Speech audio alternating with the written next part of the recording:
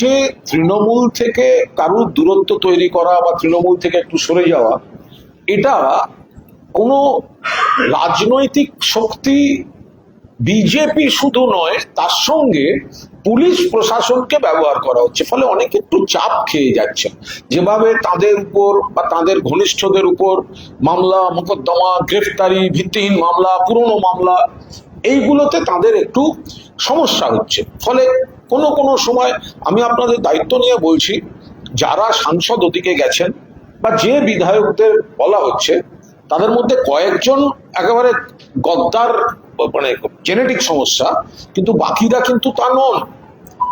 অনেককে অনেক রকম চাপ দিয়ে অনেক রকম পুলিশ প্রশাসন ব্যবহার করে। এদের মধ্যে বহু মানুষ কিন্তু তারা কিন্তু মমতা বন্দ্যোপাধ্যায়ের সঙ্গে যোগাযোগ রাখছে, কিন্তু আমরা এই মুহূর্তে প্রোটেকশন দেওয়ার জায়গায় পুলিশ এই গেমটা থেকে যদি পুলিশ প্রশাসন সরে যায়, তাহলে 20-র মধ্যে ওখানে 3 থাকবে খুব বেশি হলে ওদের দিকে, আর একটা পচা পরচুলোকে আমরা নেবো না, ঢুকতে দেবো না, গেট থেকে ঘাড় ধাক্কা দিয়ে তাড়াবো এবার ফিরতে এলে। আর হচ্ছে এই বিধায়ক যে গল্প, তার অন্তত 55 থেকে 56 জন পুলিশ সরে গেলে তারা পরের দিন জয় মমতা বন্দ্যোপাধ্যায়, জয় বাংলা বলে বিধানসভাতেই মিছিল করে দেবেন। পার্থক্যটা গড়ে দিচ্ছে পুলিশের চাপ। শুভেন্দু অধিকারী আপনাদের এনসিপিআই সাংসদদের সঙ্গে বৈঠকে বসছেন, একটা মিটিং হওয়ার কথা আছে, তাতেই 3 জন সাংসদ থাকছেন যারা দল সবাই থাকছে। আমরা সব সময় কিন্তু 20 জন একসঙ্গে আছি, এবং যে কথাটা পোস্টে আপনারা বলছেন আরো 2-1 জন সাংসদ, তারাও আমাদের সঙ্গে কিন্তু যোগাযোগে আছেন। তৃণমূল সাংসদ সৌগত রায় তিনি বলছেন যে এই 3 জন তারা তৃণমূলে ফেরার আশা প্রকাশ করেছিলেন, দলের মধ্যে কথাও চলছিল, কিন্তু বিজেপির থেকে প্রবল চাপ আসার কারণে এই দলে ফেরাটা তাদের ক্ষেত্রে একটু সমস্যা হচ্ছে। কোনো প্রবল চাপ নেই, স্বইচ্ছায় সবাই এসেছেন। কেননা এখানে যে বালি চুরি, মাটি চুরি, কয়লা চুরি, সোনা চুরি, এগুলো তো কাগজে আসছে, এগুলো তো ডকুমেন্টেড অন্যায়, এবং অনেকে অ্যারেস্ট হয়েছে। তার জন্য অনেকে চলে এসছেন ওই দল ছেড়ে, এবং তারা স্বইচ্ছায় এসেছেন।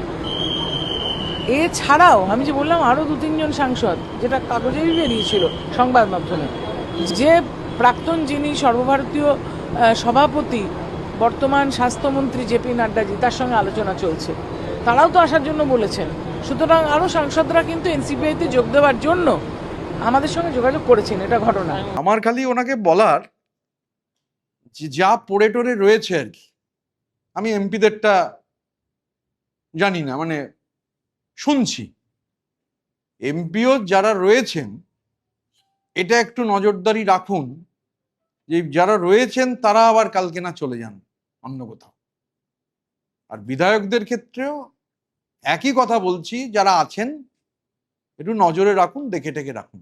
আমি আমাদেরটা বলতে পারি, যে বিধায়করা আছেন, মানে পাবলিকলি আছেন, সেই বিধায়কদের একটু নজরদারির মধ্যে রাখার অনুরোধ করব। আর এমপিদেরটা আমি দায়িত্ব নিয়ে বলতে পারি না, কিন্তু যেহেতু দীর্ঘদিন ওখানে ছিলাম, একটা যোগাযোগ আছে।